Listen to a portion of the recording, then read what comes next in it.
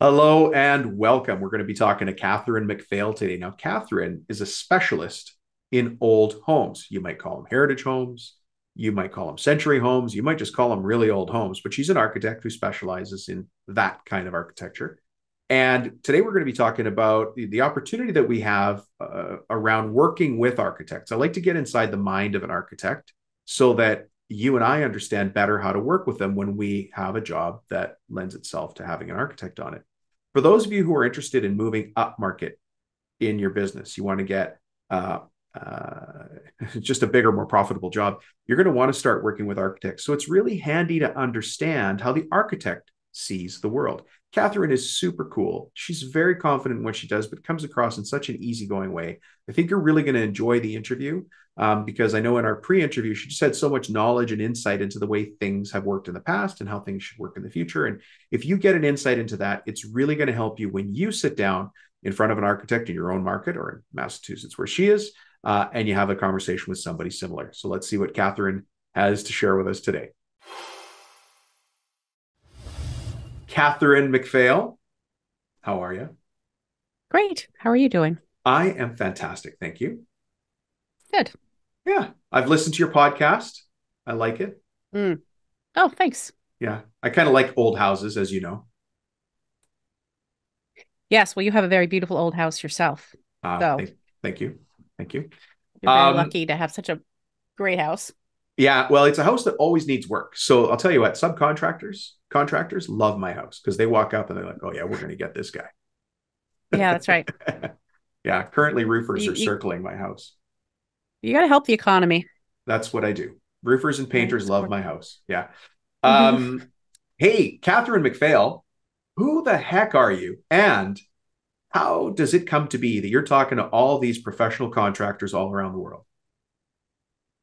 Well, I am an architect who works mostly on old houses in Massachusetts, and I work a lot with builders and contractors. And so over the last 26 years, I've had a lot of different Mm, experiences and relationships. So I've had time to reflect on how we could improve our relationships, both ways. right. And I have a podcast called Talking Home Renovations with the House Maven, in which I was originally talking to contractors and other architects and vendors and things like that about elements that go into a home renovation. So Mm, my conversations with contractors in the early days, they were very useful because we don't necessarily sit around and talk about that on the job site. What is it like right. for a contractor and what are they looking for in clients? Because it's not all about them being hired by clients, but it's them getting, contracts with people they like and want to work with. Yeah. So anyway, it's that's been fun. And a way for me to get to know what they're thinking a little bit. Yeah. And that's Yeah. actually the reason I asked you to be on the show because it's a like you said, it's a conversation that doesn't happen on the job site, right? The electrician shows up or whoever shows up and they've just got a set of Mm-hmm. plans from you or maybe in some Mm-hmm. cases a designer. And there's a way for us to work better. For the job to go better, there's communication that could flow from the contractor back to you and definitely needs to go from you for what you're trying to achieve so the homeowner's happy and you're happy and everything and the contractor gets paid because everybody's happy. And it gets Real good recommendations later because everybody's happy.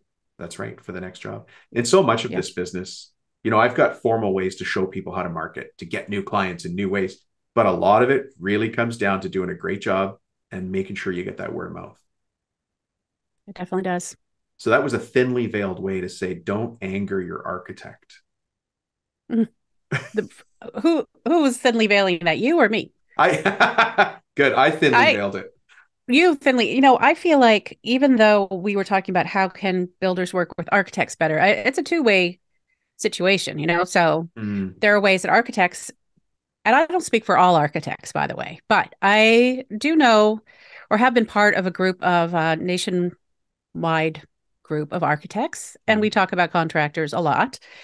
And that was a different podcast I was on. I don't do that anymore, but it was more about the small business owner, the small firm owner, architect. So a lot of course, nothing that we design can get built without the builder. yeah. So Right. they're very important. And having a good relationship with them is makes my life so much happier. And I think that the contractors or the builders, we have a certain role to play. And I think a lot of times they think architects don't know how to build. They don't know anything. They're kind of arrogant. And I'm not saying that's not true. But in the end, if we don't know something, learning it from contractors is what we do. And that's certainly, in my case, what I do. So what I like to do the most is when I find out who is going to be building the project, I like to have them on early in the whole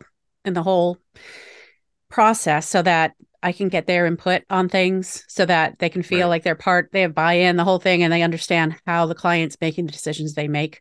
Um, it's a very valuable person for me to have contact with because they are the ones who are going to be building it. And so I like to talk to the contractor who's the one on the project, Mm-hmm. and say, how can I make your life easiest? Like what do you need from me that I'm communicating what the owners want, but I can also help you with things like perimeters for trim and any other things that I can do easily in my program. I'm happy to do for you Right. so that we can kind of work together as a team. And so um like every project there's something that comes up, I know, something just when we out of the start blue, working on it. right? Right. Yeah. Site Yeah, just out of access the blue. problems, different Yeah. substrates, older, Or it especially turns in out old there's no homes. Yeah, exactly. There's just rubble foundation and it doesn't go down that deep. And so now what are we going to do? Yeah. That sort of thing. Um, so having a good relationship between the builder and the architect, it gives someone that the builder can call before they have to just tell the owner, sorry, there's this problem. We don't have a solution, but don't freak out. It's better to go with an answer and then say, we have this problem and here's a solution. I've already spoken to the architect about it and it's Yeah. going to work. Have you ever found this? It's interesting because I firmly believe how it. Oh, now I got to say this the right way, right? It's not what you say; it's how you say it. Is basically the Right. statement. So I can tell a customer there's going to be a problem in two ways. I could say it like the sky is falling and my hair is on fire, or I could Mm-hmm. say it like it's neutral, it's an opportunity, it's a new way of looking at things. But either way, that information still has to be communicated back to the owner. Because if it's not done the Right. way that the person wanted it done, the contractor is going to have to go back and fix it or do something else. How often do you Mm-hmm. find that you get pulled into the conversation to make sure the message gets back to the homeowner the right way? Well, honestly, I don't know how often because I don't know how often that happens when I don't know about it. But I have to Mm, say that when I am called back in, it allows me to be involved in the solution. And so sometimes I kind of see my job as being part of my job as being the one with the overall project, that all the different elements about the project in mind. Like mm, where we might be venting a stove or where a stove vent would come in to one of the structural columns or something like that. I've been in situations where the kitchen designers just move stuff and then like, well, we can't have it there because we have this post in the wall and has to be there and we can't. yeah. So having a discussion amongst the team is always a good idea. And I was kind of struck by this recently where it's actually on my own project at my house, but I was talking to the electricians or something about the plumbing and where we could vent the plumbing and how that would interact with what they needed to do. And they just said, well, I don't know anything about plumbing. That's not my thing. Thing. Yeah. And I thought, yeah, it isn't your thing. But then it just made me realize that my thing is to kind of have a really Bigger rudimentary picture. understanding, yeah, of what the plumber will need, what the electrician will need, what the structural engineer needs.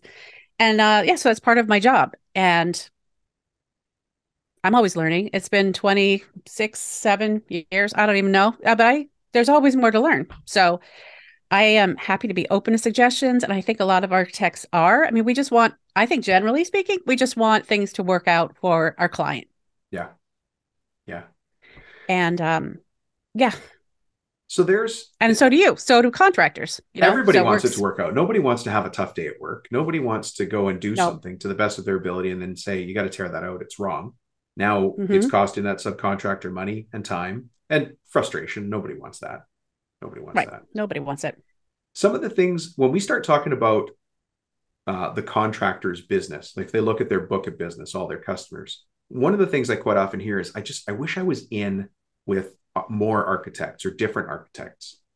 And if if I wanted to get in with a different architect, in that case being you, what are some of the ways you find new subs, a plumbing sub, it could be a reno, whatever the trade is. What are the ways that you go to look for a new trade when you are open to it? Do you mean me as an architect? You as an Because I architect, don't. or yeah, in general as an architect. Yeah, you don't have to give away your secrets so that you suddenly get 25 phone calls No, from but electricians. But I'd be happy if I had any secrets. I'm happy to share them, but I don't hire the subs or anything myself, right? So if I want to work with a contractor, like let's say I'm looking for contractors to work with who I think do good work and seem like they're um, honest people and have a mission that I can appreciate. What I actually do, and this is a secret, and I'm just going to tell you and all your mm, listeners, Dom, this is what I do. So I go through their. Sometimes I go to House, although I don't really love House, but sometimes I go to House and sometimes I will just to get a list of who is building what in my area, mm-hmm, right? And then I go to their websites, and a lot of times I can tell from their websites what kind of mission they might have. And sometimes they just come out and say what their values are. And that's mm-hmm. obviously a lot easier. I see if they're working already with like what kind of architects they already work with, um, what kind of, in my Right. case, houses people they're producing. Are they using the Yeah. materials I would usually use and that sort of thing?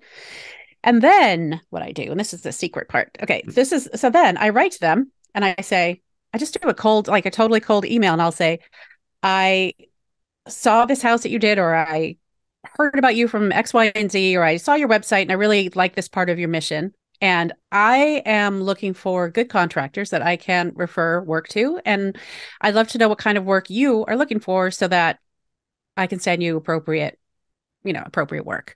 Yeah. And so would you like to get together for a coffee? So we usually, yeah, and usually they do. Well, they want to get together and then we sit and chat. And then you can kind of tell if you're going to like somebody or not like somebody, Pretty quick. just It's a from, human interaction, yeah, right? At the end of the day, it's it still is. Yeah. human. Yeah. Yeah. It's kind of like, it's like making friends kind of.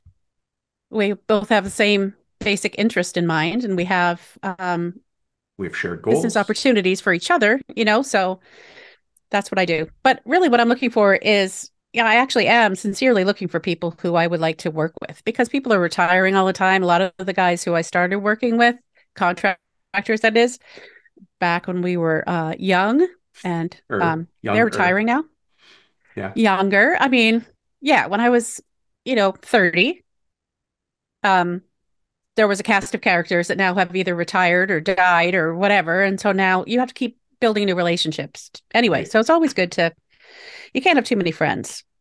Yeah. No. And well, it's one of the reasons you host a podcast because you're easy to get along with and you Well, I interview do like people. talking to people. Well, and Yeah. so do you have people Oh, contacting you? Do you have builders contacting you? Say, hey, love to be part of your next project. Does anybody ever reach out to you? mhm. Good. Yeah, they do. Yeah, I good. mean, not I moved recently in the last year or so. So, but I know. I mean, in the place where I used to live, I knew a lot of the contractors who were working in the kind of level of houses that I was doing anyway. So, Right. but there are so many contractors. It's amazing how many there are. So, Yeah. yeah, occasionally, especially younger, newer contractors would write to me, and occasionally ask for a Zoom. Well, this is the last few years, so ask for a Zoom meeting or whatever. Yeah, and I love that because I love meeting new people, and who knows, maybe they are going to be a good fit, and sometimes they're not, and that's okay.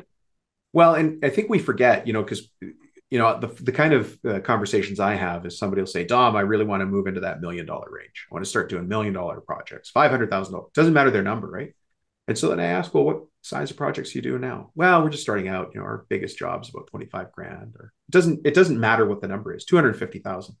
Well, an architect's going to look at you then as a 250,000, maybe a $300,000 provider, not $1 million provider. So Mhm. you've got to crush it at the whatever number it is you're at now and slowly move your way up. As you said, and I think you have the same goal as me. You go look at their website and see if they're currently doing projects that are like yours. Mhm. And that proves that they can do that kind of project with whatever the site conditions are, the applications are, the materials, etc. Right, So right. here's my hidden message to everybody. If there's an architect you want to work with in your market, Katharine just told you what to do. Reach out and say hi. Yeah, just reach out and say hi. I mean, it could turn out that architect is just somebody you do not want to spend time with, and that's possible. But then you don't have to, but True. you Right. never know. Because, there are a number of us who are reasonable, eager to learn and cooperate and just want the best for our clients. And I consider myself to be on a team with the contractors. And it's kind of difficult when they don't consider me part of the team, because then I'm kind of like one of those, like someone's little sister nobody wants to have playing in the game or something. But, and so Yeah. occasionally that happens and that's frustrating. But it's, I think it is having us involved, architects involved Mm. during construction. A lot of contractors say, oh, you don't need the architect. You can save some money not having the architect during construction. Maybe they just don't want to be overseen or told what to do or anything like that, which I understand. But it's really beneficial to the contractor to have us on as well. Because as I said before, we're there to, if there's a problem, we're there to problem solve with them and come up with an Mm. approach to help the client understand what's going to be different and why and how much it's going to cost. And they also don't have to deal with the clients I deciding whether or not they want to have a 4-foot door or a 5-foot door, or whether they Right. want to have the panel with the OG sticking or whatever. Like that's my job. And just let me have that job. And then you do your job. And that'll make it a lot easier when I can just hand you something and say, this is the exact door model that they want. And it saves them the time. Well, So because we can be homeowners useful. are very emotional, right? Homeowners are not driven Yeah. by Yeah, they are. logical decisions. They're driven by emotionally based No, decisions. No? right. Oh, okay. No, No, right. you're right. Yeah. They're not driven by logic. Yeah, it's all emotion, and maybe most sales are maybe emotionally driven, but That's right. you think if they have a budget for, let's say, a sink, right? They have a Yeah. budget for a sink. Or years and years ago, I was working on this basement remodel and the whole thing was supposed to be $150,000. So it was like 20 years ago. So I was really careful with their budget and everything. And then they hired an interior designer who always messed it up for architects. No, they don't always, but so, and then she was choosing this mosaic tile with little dragonfly inlays and stuff. And it was like 50,000 for the tile. Like Whoa. what happened to the I mean, I was really trying so hard to stay on their original budget. And then when they fell in love with these dragonflies, it was like, oh well, we'll just buy that for the bathroom, which made no sense to me. But stuff like that. I feel like people just get swept up and they end up spending more money than they were intending to because they love a certain finish Yeah. or Yeah. tub or whatever. So, but anyway, my job is to help the contractor not have to deal with all those last minute decisions or, you have to have the tile picked by next week sort of Yeah. problems. So, for the contractors listening, which is 100% of the people listening, if when you look back at the jobs you've done and you've seen where the friction comes in, well, I think Mm-hmm. some of the tips that Katharine's giving us here is ways to remove that friction, make your jobs go Right. faster, smoother, better, which means ultimately, if you save a week on every job, you can do one more job a year, maybe 10 more jobs a year, depending on how True. many crews you've got. And at the end of the day, that helps your business as the contractor to do that, right? And too Mm-hmm. often I've been part of conversations, and I'm third party to the conversations where somebody's like, one of the sub trades come in, and one of the laborers for the subtrade started talking to the homeowner and Oh got them yeah. off in another direction. Well, that's one of the Mm-hmm. things that we need to do as subs. I'll just say subcontractors is make sure our people aren't doing that, because there's a design and there's an architectural method and there's built, there's all these things behind there that your guy with the tools should not be trying to guide the conversation on just because he has an opinion. Right. I agree with that, Dom. There have been a lot of sad moments for me over the years, and they have often come from the subs who say, why don't you just put it over here? Or why don't we just do this like this instead? And I can appreciate that people have ideas and they want their ideas to be heard, but it undermines everything that maybe I've been working on for a year or whatever to go talk that a lot of the times the homeowners are easily convinced that maybe they're not doing it right, or maybe I should put it over there, whatever. And it's pretty frustrating, Yeah. honestly. Yeah, well, that's one of the things that I consistently hear that we could be doing better is managing our people to say, Mm, on site, our job is our job is pretty well defined. We're here to do what the plans say to do, not to come up with our own opinions. You maybe heard this saying in a couple of different ways, but we all have two elbows, just like opinions. Everybody's got a couple. I have never heard that. Oh, it's actually a much more impolite saying. I really cleaned that one up. I see. I haven't heard the impolite saying either. I haven't heard anything Yeah. remotely like that. Oh, okay. Opinions are like elbows. Everybody's got a couple. And you can Okay. imagine this is a clean family show, so I'm not going to take it into the Uh, public. well, I don't know. It's not exactly accurate, the other non-clean version, right? Because Yeah. whatever. Yeah. Okay. But Um, everybody's got at least one or two, right? And so, but it's important for us when we're working on a team with you to make sure that we're also understanding our roles, because and this goes to mm, lean manufacturing, which you're probably blown away that I'm bringing this in, but overwork is one of the ways that we waste money and time. And mm, changing plans that have already put in place, if we're going back and revisiting decisions that have already been made, it is a massive mm-hmm. waste of time and energy. And that waste in It time is. and energy is costing us as an owner time or money, Mm-hmm. quote unquote, unless there's a change order, in which we're very happy to discuss this with you. Right. Yeah. Yeah, I was on a job, a few years ago where the guy came in, new guy, new project manager. I don't know what happened to the old one. New one came in with his buddy, and they're like, "Why is the toilet going here? What if we put the toilet here? Or what if we put a toilet there?" And I'm like, "Why are we discussing the toilet location? Because that's already decided. We are putting the toilet there for a number of reasons. And we've been talking about this for a long time. So let's just put the toilet there." And it's not that I'm not open to ideas. And I certainly do appreciate people's feedback. And when I am on site, I'm happy to talk to them. If there's an issue, we're kind of brainstorming about how to, Mm. solve it. I don't have any problem with everybody chiming in if they want. But when you just go in and waste the time, like you said, saying, why is this toilet here instead of not there? Like just how about you put it the way I said? Let me just go into that conversation with you for a moment. Who should be in that conversation with you? Should the homeowner be part of that conversation, or should it be a private conversation where the builder pulls you aside and says, "Hey, Catherine, can we just have a sec? I want to talk about that toilet." Or should they hang Sure. you out to dry by having it in front of the homeowner? Well, obviously I don't like being hung out to dry, that's for sure. That's why So I said it like that. I think we don't understand yeah. that, there's some professional conduct that, and Mhm. you're a professional, so is the builder. But we should have Right. that meeting separately so that the person who's in charge of the decision, which in this case is you, should be the person who goes back to the owner and has the discussion. Right. I'm kind of a mediator. I mean, ultimately, I think the owners are the ones who would decide, but the owners and I have already had this toilet discussion Multiple 14 times. times. Yeah, yeah.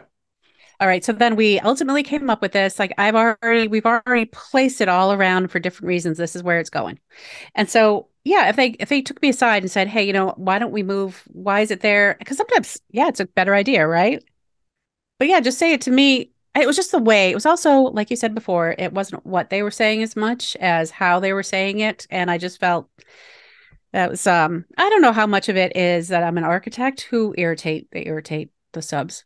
And also how much I'm a female architect, which is another layer Another of thing. Yeah. another podcast, perhaps. But anyway, what I love is when I got a call this morning from one of the contractors, and he said, I got a problem. The slab is like 3 inches lower on this side of the room than this side of the room in the basement. So blah blah blah. And I say, well, let's do it this way. And and I'll say, I loved your solution to the foundation problem detail. And I think that's what you originally said. And he's like, oh, thanks for noticing. And that was, because he had That's before said that. The engineer said no. I said, oh, I think it's good detail. No, it's not. It's because we're all part of the same thing that we're working on. So yeah. they're doing their thing. I've already done my thing. It's like we all have a role to play. So if we let everybody play their roles, Yeah. works better. Let's change gears just a little bit and talk about old houses. You and I both love old houses. Okay. Yeah, I thought my house was Yes. old. Mine's 1893, but yours is 17 something. 1794. Yeah. Wow, it's not a contest, but you're winning by 100 years. Yeah, it's not a contest. And you know what? I didn't build the house originally. No, I wasn't here. So Yeah. no, I don't take much responsibility for the house, although I do love it. A house from your era is way more decorative and Embellished. beautiful, embellished. It has a lot more kind of quirky beauty and craftsmanship in it. A lot of times the houses, my age houses, well, it's changed so much over the years anyway from the people who've lived here, Mm. but it's a lot more plain and very minimal. My house has a little bit of flair, but not much. That I think part of the inherent flair is that it's from 1790. I'm sorry, what was it? The 1700s. 94, 1794. 1794, I Yeah, think. it's Yeah. it's almost 100 years different than mine. Yeah. The Let me go back to this. My question was, a lot of the Mhm. contractors out there are walking into older homes. What are some considerations that they should take when they look at renovating an older home? Mm. I think it takes a certain kind of contractor to want to work on an older home because I certainly hear quite a lot that they don't, people hate them because, the floor will be 3 inches off from the other side. If you make an addition, that sort of thing happens, Oh yeah. so I You can should see the see gap under all why. my kids' bedroom doors. It's just incredible. Yeah, mine too. It's a little Yeah. wedged. It goes like that. Yeah. Um, yeah, so but the ones who do understand them and appreciate them and like them, they're they're the ones that people with houses like ours need to find. Other people come here and they'll say, "Why don't you rip down this plaster?" Because I have this old horsehair plaster. Why don't you rip this all down and replace it? It's going to look better that way. Like I like it Mhm. this way though. This it kind of has some personality to me. So you just have to find the right person. Oh And yeah. honestly, if you're not a contractor who, there's like so many puzzles to solve, so many more puzzles to solve in an old house than building a new house. Building a new house is kind of like, well, let's just go build a house, But then you never know what you're going to find when you open up the walls in an old house. And sometimes it's amazing that there's no support where you thought there was support, or they used lamp wire to wire the whole house, or you think, how did this even stay standing for all this time? I've asked all those It's kind of fun. questions inside my house. We actually opened up a wall and Yeah. found that there'd been a fire and the wood is all Oh, charred. geez. Yeah, the wood Oh, is all yeah. charred, but structurally sound, but just charred on the outside. This is on a Mm, different. This is another building I own, but you mm. open it up and you're thinking, oh my goodness, like what's going on here? But there are considerations for older homes because I mean just the amount of sawzall blades you're going to go through cutting through square nails and the Yep, wood that's been that's true. seasoned for 200 years. Mm. You know, Yeah, it does require a lot of sawzall blades. Well, yeah, I had somebody cut one of my big 8x8 timbers in this house by mistake. It took a very long time and probably several blades, so I don't know. There's plenty of time to rethink the action, but it didn't happen that way. you're not happy about it, Um, but yeah. well, it got fixed, but there are lots of differences, let's say, in structure. Like this was a joints dovetailed into a carrying beam. So it Mm, didn't look like anything to this person. So there are differences and there's history, like kind of a building history that maybe it helps to know if you're into the old houses. But the thing is, if someone does have an affinity for old houses, I think you can really find a place in that community because the people who have old houses love their houses so much and they really love any subcontractors who are thoughtful and also love their house, right. so Yeah. you can get a lot of business that way. But you also have to deal with quirky old houses that aren't level and whatever else Multiple, might be yeah, happening. multiple types of materials in there. I have that horsehair plaster in this house. And it was the first Mm. time I'd ever run across it was this house in downstairs. So my basement looks like if you're going to watch a show like W5 or 60 Minutes, when the reporter goes, and this is where they found the body, because it's a scary basement. But there's clumps of horsehair everywhere. And I Oh first yeah. went down there and I'm like, what's that? Because if you're not used to seeing horsehair plaster or Yeah. the horsehair, you're not sure what happened. Yeah. Yeah. Yeah. I mean, there's a lot of weirdness that goes on. People do things like I haven't found this in my house, but people had superstitions and would bury shoes or crutches in the walls and things like that. Oh, I've never heard that. Okay. Has to do with witches and devils and whatever else. I think it might vary based on what region you're in. Yeah. How far are you from Salem? Not too far actually. There. Excellent. Well, on that transition They point. weren't they weren't really witches though, Dom. Oh, okay. Yeah, it was just a hysteria at the time where they That's killed right. a bunch of people who weren't actually witches. Who weren't? I know. I've Yeah. done some historical research on that, and interesting stuff went on. But here we Mm. are today. Catherine, Yes, here we thanks. are. Thanks so much for being part of the show. So there's people out there listening that are going to be doing old house projects and need an architect. So they might want to find you or have questions or want to hear you. Yep. Why don't you tell us how we can find you in this big wide world? All right. So let's see. My architecture firm is Demios Architects, but probably of more interest would be Talking Home Renovations, which is talkinghomerenovations.com, or you can find the podcast wherever you get your podcasts. And if anybody actually feels like they would like to be on the show to talk to homeowners about what they would like homeowners to do in preparation for working with them or things like that, I would be open to that. So just get in touch with me over that way. And I am only licensed to practice architecture in Massachusetts, but I could possibly help people find other architects in other states if they're contractors who are looking for certain types of architects. I do have architect friends all over the country, so I'm happy to hook people up who might be friends. Or if you want to, test out your cold calling to architects, we could do some role playing there. Well, we've got lots of listeners up in Mass. So I have a couple questions for you. Demios Architects, against the fact that you're big into, is it Irish fiddle?